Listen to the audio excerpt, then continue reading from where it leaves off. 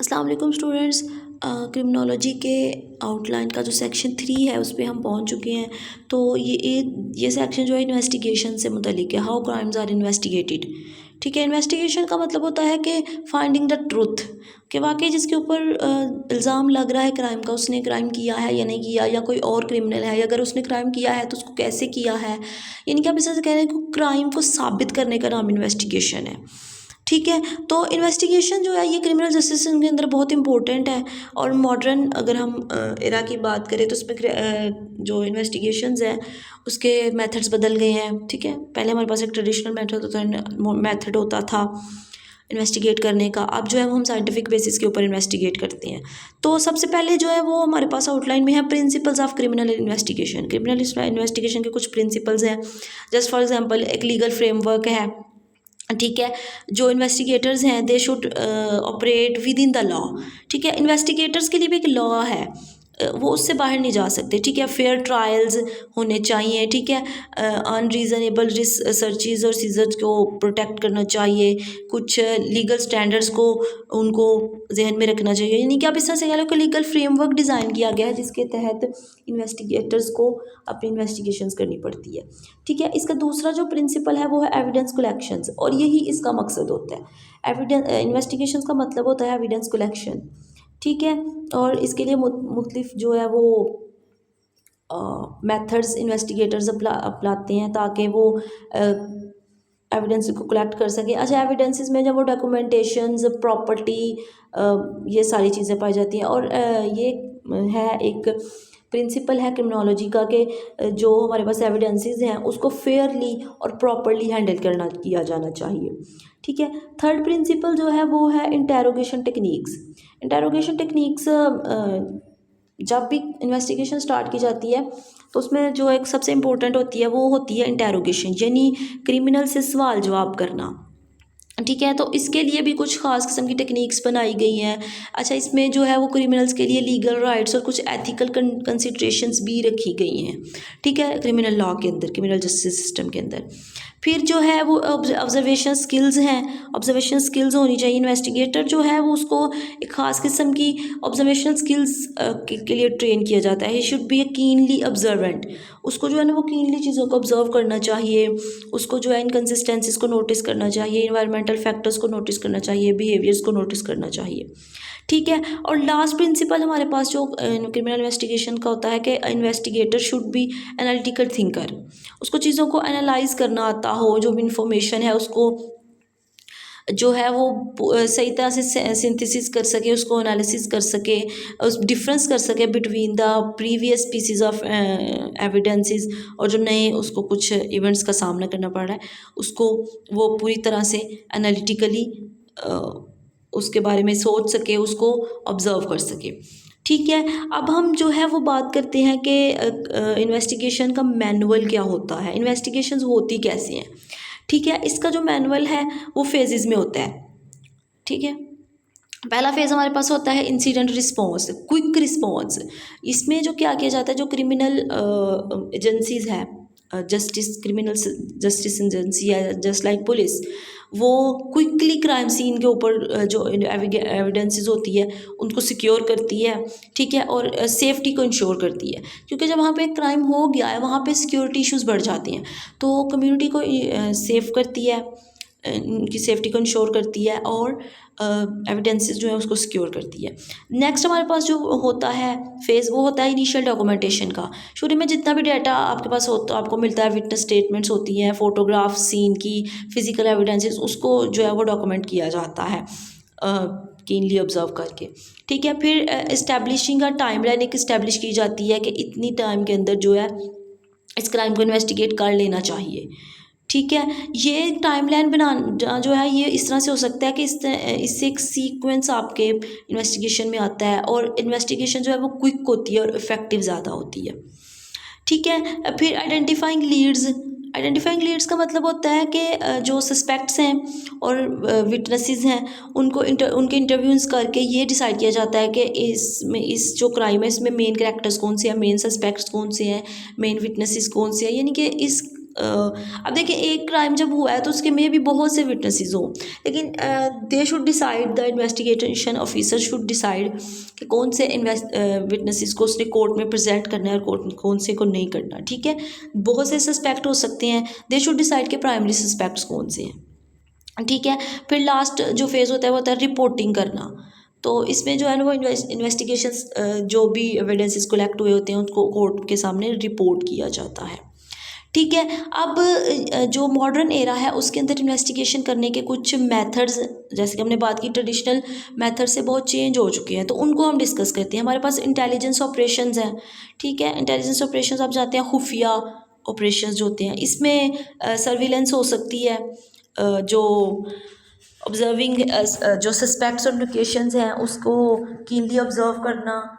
इसमें जो है वो इंटेलिजेंस ऑफिसर भी इन्वॉल्व हो सकते हैं, और पुलिस के ऑफिशियल्स जो हैं वो, यानी कि किसी क्राइम सीन पे जाके अगर वो ये महसूस ना होने दें कि वो पुलिस ऑफिशियल्स हैं, और उन जो इवेंट्स हैं, जो एविडेंसेस हैं, जो सीन है वहाँ पे क्राइम सीन है, उसको क्राइम लोकेशन को अगर वो कीनली ऑब्जर्व करें तो उसको हम कहते हैं कि सर्विलेंस चल रही है।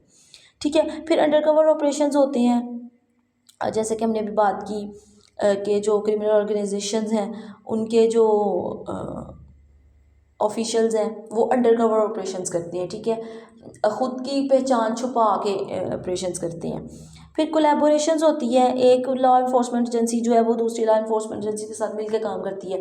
इंटेलिजेंस एजेंसीज, पुलिस, सब मिलके इन्वेस्टिगेट करते हैं, just like FIA, police, intelligence bureau, सब मिलके काम करते हैं। ठीक है, फिर डाटा एनालिसिस किया जाता है, जितनी भी हमारे पास इंटेलिजेंस ऑपरेशंस के अंदर डाटा निकलता है उसको एनालिसिस करके डिसाइड किया जाता है, एविडेंसेस को एनालिटिकली देखा जाता है, और फिर जो है वो कोर्ट के आगे जो है वो प्रेजेंट किया जाता है। ठीक है, इंटेलिजेंस ऑपरेशंस के अलावा हमारे पास डेटाबेस इन्वेस्टिगेशंस है। डेटाबेस में हम जो है ना वो डाटा देखते हैं, टेक्नोलॉजी को यूज़ करते हैं डेटाबेस इन्वेस्टिगेशंस के अंदर।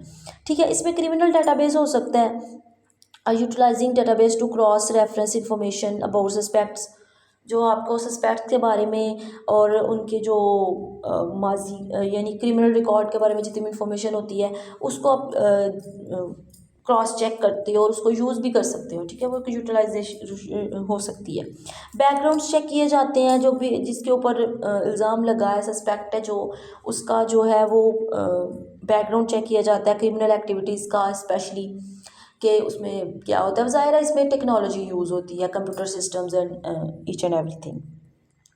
फिर जो है इसमें पैटर्न रिकॉग्निशन है। पैटर्न रिकॉग्निशन का मतलब है कि employing software tools to identify trends and patterns in criminal behaviour based on historical data. Historical data निकालने के लिए आप सॉफ्टवेयर्स यूज़ करते हो ताकि आप देख सकें कि किस तरह के ट्रेंड्स और पैटर्न्स क्रिमिनल्स के अंदर पाए जाते हैं। ठीक है, किसी जगह पे क्राइम हुआ है तो आप ये भी देख सकते हो कि उस जगह पे माजी में इस तरह का जो क्राइम होता रहा है वो किस तरह से होता रहा है। ठीक है, फिर इंफॉर्मेशन शेयरिंग होती है डेटाबेस इन्वेस्टिगेशन के अंदर, जो इंफॉर्मेशन शेयरिंग होती है लोकल डेटाबेस से। ठीक है, एक लीगल एजेंसी की दूसरी लीगल एजेंसी में। अच्छा, एक्चुअली इस तरह से होता है कि डेटाबेस इन्वेस्टिगेशन के अंदर आपका डाटा टेक्नोलॉजी के ज़रिए, कंप्यूटर सिस्टम के ज़रिए सेव होता है। ठीक है, तो उसको जो है वो डिफरेंट केसेस के अंदर एक एजेंसी से दूसरी एजेंसी में, एक लोकेलिटी से दूसरी लोकेलिटी में शेयर कर सकते हो। ठीक है, फिर मॉडर्न एरा के अंदर जो है इलेक्ट्रॉनिक इन्वेस्टिगेशंस इंट्रोड्यूस करवाई गई हैं। इलेक्ट्रॉनिक इन्वेस्टिगेशंस में जो है वो डिजिटल इन्वेस्टिगेशंस है। ठीक है, इसमें डिजिटल फोरेंसिक है, कंप्यूटर, स्मार्टफोन्स, दूसरे डिजिटल डिवाइसेस को यूज़ किया जाता है। इसमें साइबर क्राइम इन्वेस्टिगेशंस है। साइबर क्राइम इन्वेस्टिगेशंस का आपको मतलब पता है, ऐसी इन्वेस्टिगेशन जो ऑनलाइन की जाती है, ऐसे क्राइम्स जो ऑनलाइन किए जाते हैं वो होते हैं साइबर क्राइम्स। ठीक है, उसकी इन्वेस्टिगेशन भी ऑनलाइन होती है, तो इसको हम जो है ना वो साइबर क्राइम इन्वेस्टिगेशंस कहते हैं। It includes a modern technology, ठीक है, इंटरनेट एंड IT। ठीक है, इसमें इसलिए जो होते हैं ना मॉडर्न क्राइम्स, साइबर क्राइम्स, इसमें हैकिंग, ऑनलाइन फ्रॉड्स, ठीक है, ये सब आती हैं। फिर जो है इसमें डेटा रिकवरी, इलेक्ट्रॉनिक इन्वेस्टिगेशंस के अंदर डेटा रिकवरी के लिए इसको यूज़ किया जाता है। जो वो डेटा जो डिलीट कर दिया जाता है उसको रिकवर करने के लिए। ठीक है, फॉर एग्जांपल अगर हम बात करें तो mobile records, call records, messages, text messages records, उसके अलावा ऑनलाइन जितनी भी हमारे पास एविडेंसेस होते हैं, अगर उसको डिलीट कर दिया जाए, किसी तरह रिमूव कर दिया जाए, तो उसको रिकवर किया जा सकता है। ठीक है। फिर जो है वो chain of custody in digital evidences. Digital evidences जो है ना, ये एक चेन ऑफ कस्टडी में होते हैं। ये पुलिस की कस्टडी में होते हैं, फिर कोर्ट की कस्टडी में जाते हैं। ठीक है। कोर्ट डिसाइड करती है किसको, इनको कैसे आप करोगे।